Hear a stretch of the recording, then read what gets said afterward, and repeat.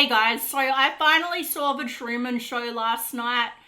It's a movie I've been wanting to see for some time now, and I just had to talk about it because it's one of those movies that really plays on your mind when you finished watching it. Because, okay, it was meant to be a comedy drama, I'm pretty sure, but there was nothing funny about this movie. It was so disturbing. So basically, if you haven't seen it, it stars Jim Carrey.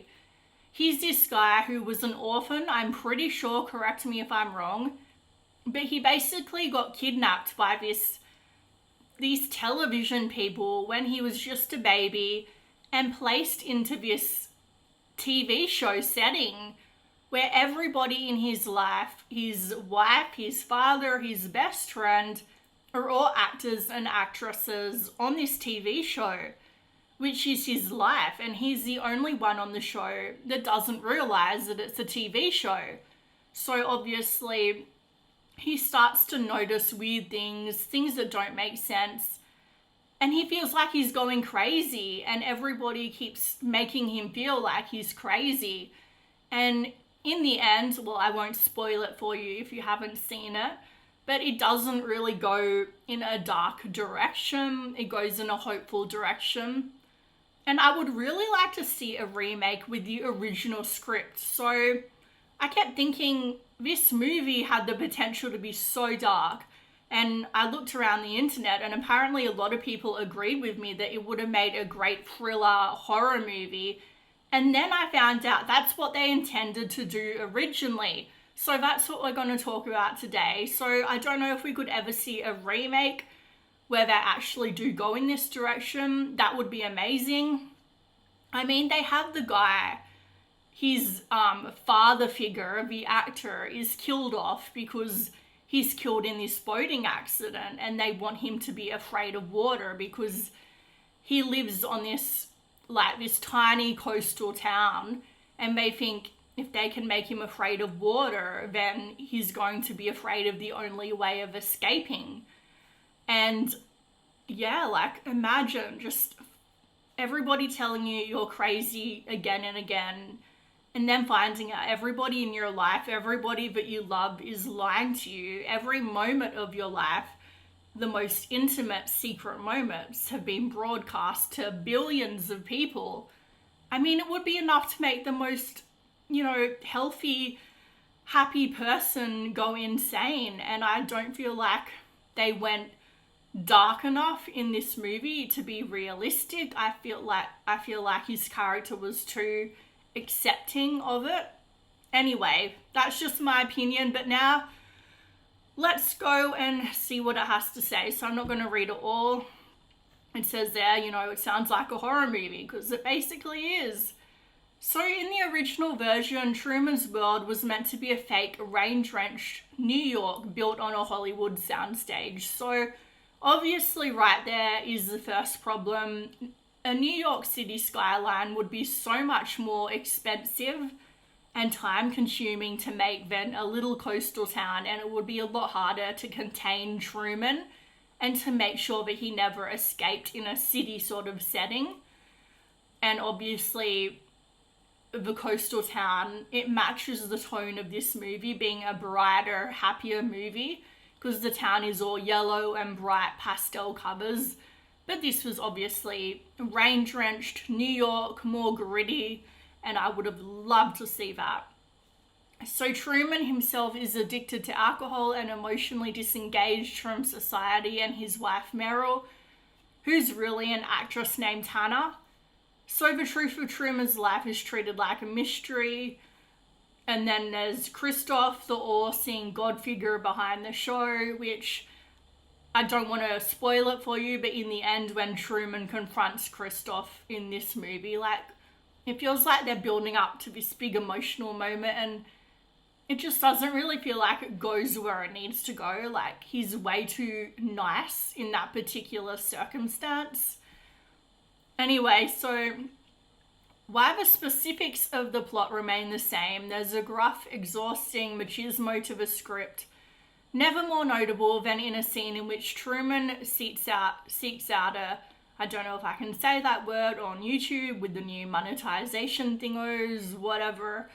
he seeks out a lady of the night named Veronica to reenact his last encounter with his lost true love, Sylvia. So basically his wife catches them, his fake wife, and says, "Are you cheating on me?" And other suggested scenes further what am I saying? I do know how to read. Thriller tropes. So suggests that this is going to be a thriller. So at one point, Truman threatens to kill a newborn baby if a random mother he encounters on the street doesn't tell him that this world is not real. So he says to the woman, "Say my name or I'll smash its head open." Oh my gosh, this is dark. So the idea of Jim Carrey doing this and not, say, Sean Penn or some other veiny rager of a leading man is obviously ludicrous. You know what? I disagree. I think that Jim Carrey can go dark. Like, I can't really think off the top of my head a movie that he's been in that's been a really serious movie, but I do think that he is capable of doing that.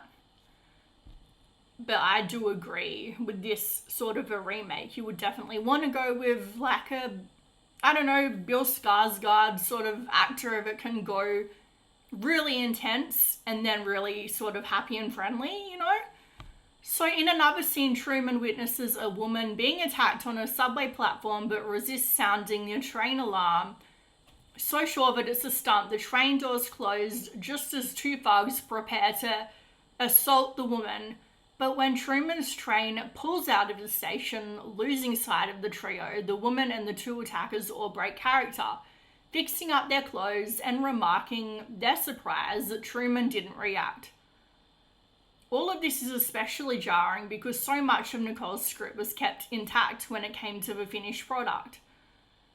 So, anyway, I really think that, oh wait, here it says, rather than cutting to black as Truman finally steps outside in the real world, Nicole's script sends him fleeing through a Hollywood backlot, taking a tour guide hostage and engaging in a rooftop standoff with Christoph. That would have been amazing. I would have loved to have seen that movie. So yeah, so this is exactly what I thought. I haven't read this part of the article yet, but it confirms that I was right. So it says they love Nicole's script but found its metropolitan setting unrealistic, which is what I thought. Believing a television studio would not go to the expense of building a vast New York skyline.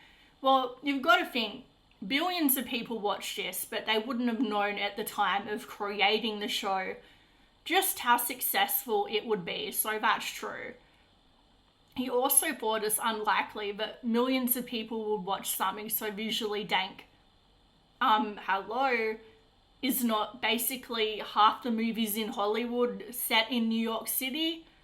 So basically it was going to be Big Brother by way of Seven instead of Suburbia. And it says it cites an popular Australian soap opera as his inspiration. As an Australian, I can confirm that that is probably Home and Away.